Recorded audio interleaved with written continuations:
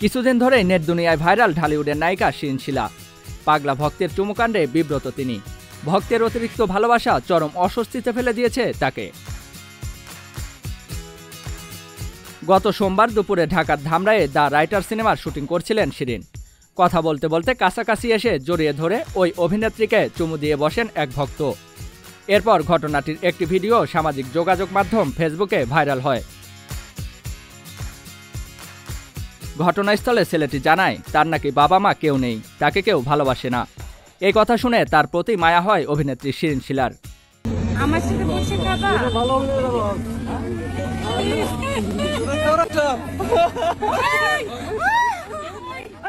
ছেলেটির এমন কাণ্ডে রীতিমতো হতভম্ব হয়ে যান শিরিন।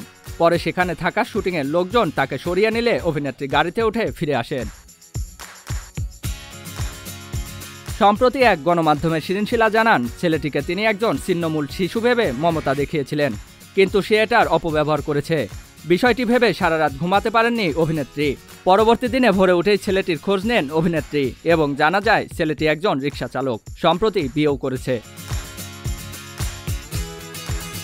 এদিন সকালে শিরিন ফেসবুকে একটি ভিডিও আপলোড দেন, যেখানে দেখা যায় ছেলেটি শিরিন শিলার পা ধরে মাপ চাইছে। শুটিং ইউনিটের কেউ কেউ তাকে পুলিশে দেওয়ার কথা বললেও শেষ পর্যন্ত ছেড়ে দেওয়া হয় তাকে। পুরো বিষয়টি আবার ভিডিও করে সামাজিক যোগাযোগ মাধ্যমে প্রকাশ করেন অভিনেত্রী শিরিন শিলা।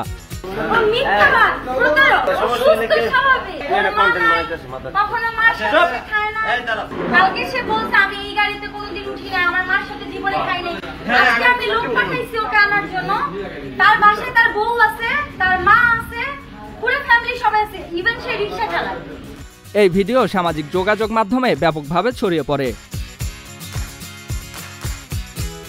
ভিডিও ছাড়ার কারণ হিসেবে অভিনেত্রী বলেন, তিনি একজন শিল্পী, সোশ্যাল মিডিয়ায় তিনি অ্যাক্টিভ আছেন, এমনকি তিনি প্রতিনিয়তই কিছু ভিডিও শেয়ার করেন। আমি ভিডিও কিন্তু আজকে নতুন ছাড়ি না, আমি যেহেতু একজন শিল্পী, সোশ্যাল মিডিয়ায় আমি অ্যাক্টিভ আছি। যখন আমার হাতে পায়ে ধরছে আমি কিন্তু তাকে মাফও করে দিছি। ছেলেটা পাগল না, পাগলের অভিনয় করেছে। আমরা ক্যামেরার সামনে অভিনয় করি, সে বাস্তব জীবনে কত বড় অভিনয় করেছে আমার সাথে।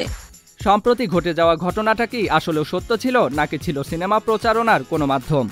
সম্প্রতি বাংলা সিনেমা ইন্ডাস্ট্রিতে যেমনটা ঘটে চলেছে প্রতিনিয়তই। যখনই নতুন কোনো বাংলা সিনেমা মুক্তির সময় আসে, তখনই দেখা যায় অভিনেতা অভিনেত্রীদের সিনেমা প্রচারের নতুন কোনো পথ অনুসরণ করতে। শুধু অভিনেতা অভিনেত্রী নয়, এমনকি পরিচালক সহ প্রযোজক সংস্থারাও অবলম্বন করেন নতুন কোনো পথ, যেখানে প্রাধান্য পায় না সিনেমার গল্পের, সিনেমার মেকিংয়ের। ঠিক যেমনটা ঘটেছিল গত ঈদের জিন সিনেমা মুক্তির আগে 1 লক্ষ টাকা পুরস্কার ঘোষণাকে কেন্দ্র করে। জিয়াউল ইসলাম, মহাজন আইটি।